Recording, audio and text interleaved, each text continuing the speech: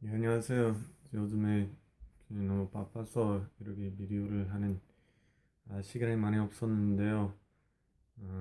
특히 아이들이 더 요즘에 활동을 더 많이 하고 싶으니까 제의로 비디오 하는 시간이 아니면 기회를 많이 없었어요.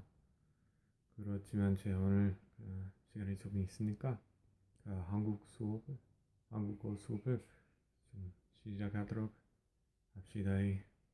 The lesson today that I had prepared actually contained two verbs, but I'm upping it to four verbs because they I found out with some of the examples I want to use needed two more.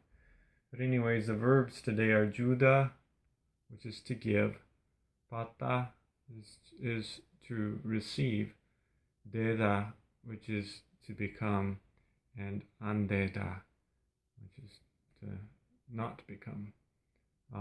Let's start real quick with the juda. Obviously, by this point in time, you should be conjugating the verbs on your own. And um, anyways, I also wanted to point out more specifically in this one for any of you that are having a hard time conjugating the verbs that juda, we'll start with juda, you break down to the verb stem, which is just ju. Okay, just ju. You take off the da, then you have just ju. So in present tense, you have the ju, then you put oyo.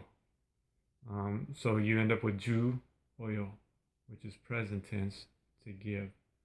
Ju oyo. Okay, then past tense, you have the ju, the verb stem, and then you put osoyo. Osoyo. And that's the past tense. So you have ju os어요. 주었어요. 제가 그 친구한테 훌륭한 선물을 주었어요. I gave that friend a really excellent gift, whatever. A great gift. Future tense, you have your verb stem, 주, and you add 겠어요. 겠어요. So 주, 겠어요. Okay, I will give. 제가 그 친구한테 선물을 주겠어요. I'm going to give that friend a gift. Or I will give that friend a gift. There is another future conjugation. Matter of fact, there's countless different ways to conjugate the verbs. I'm just giving you the basic ones. They're the first ones that I learned. There is another one for future as well that is kind of common, and it is you take the verb stem of juda, the verb stem ju, then you add a riel, and then go yeyo. So 줄 거예요. That's kind of brought down from high form 줄고 싶니다.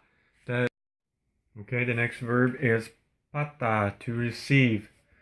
And the verb stem for pata is pad. Okay, take off the da. Yep, pad.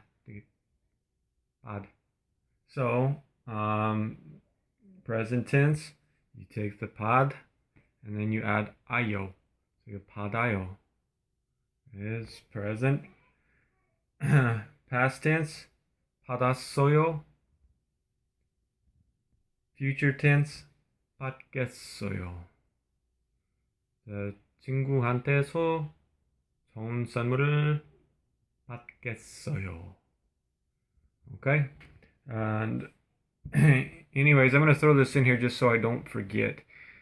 I'm not going to spend much more time conjugating verbs because there's so much out there that's available to help you with that.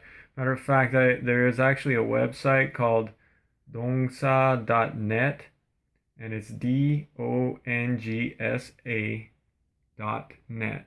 Now, dongsa.net is actually I found it through Google, but you can actually conjugate your verbs there. You just put in the verb, and then it gives you several different conjugations for that verb. It even showed there was like an Android app and everything you could use, and there's probably a gazillion apps. I'm not very tech savvy, so for me, it's kind of hard to do a lot of these things. But I just wanted to put it out there. Again, it's dongsa.net. So now that I know all this stuff's available, I will give you some verbs that I think are important, that are good for you to learn first time around. But I think from here on out, most of the conjugations should be done by you and not me. I got enough to do. Okay, the next verb is de다. So we have the verb stem of 돼 becomes doyo for present, 되었어요 for past, and 되겠어요 for future. And then of course you can figure even more out if you go to the website that I just gave you, and more different conjugations for that same verb. Okay, now the last one that I want to give you is 안되다. 안되다, of course, is opposite of 되다. 되다 is to become. 안되다 is to not become. Verb stem is 안돼, present, 안돼요, past, 안되었어요, and future 안되겠어요. So, and again, you can get more conjugations at the website or through whatever verb conjugating app you probably already have. Okay, some of the markers that I want to get into today are the subject markers. That would be like a 는, nian, nian is one example of a subject marker. It depends on if it ends with a consonant or a vowel. And anyways, the other one is just nian, which I'll put them up there. But anyways, they're both subject markers, and you can also use I and ga.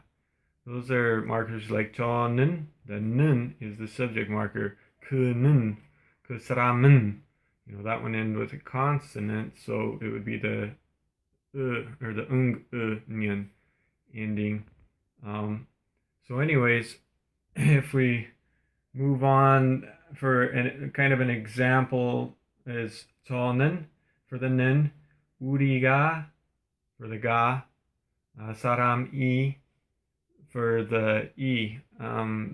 Those are kind of used differently in different situations, but most of what you're going to be using at this point is time are the nian based ones, the nins. And as you get more in depth and more fluent, you'll kind of just feel and understand where to put the E's and the Gas.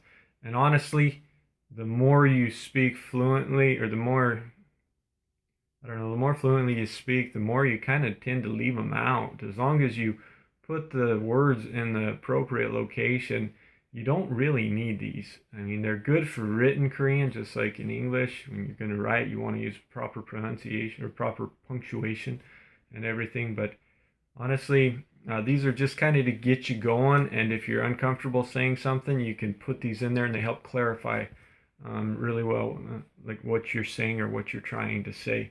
And it kind of helps the listener out. The next one is a predicate nominative, which is basically kind of like the subject as well, a secondary subject. But anyways, it would use I and ga. You wouldn't use the 는 or the un necessarily on those. An example of that would be 그는 선생님이 되었어요. He became a teacher. 선생이 되었어요. So, and another one, 그는 의사가 되었어요. He became a doctor, or he became a teacher. So you use 그는, the 는 is the subject marker.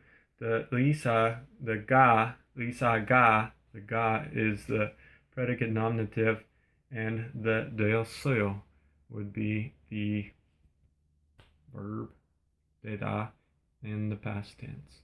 So that's all I'm going to leave you today, because the shorter the video, the more people seem interested. So I'll be hitting some of the things that turn the verbs into adjectives next time around. So 열심히 공부하이소. 할 수 있다이가. You can do this. Just keep on studying.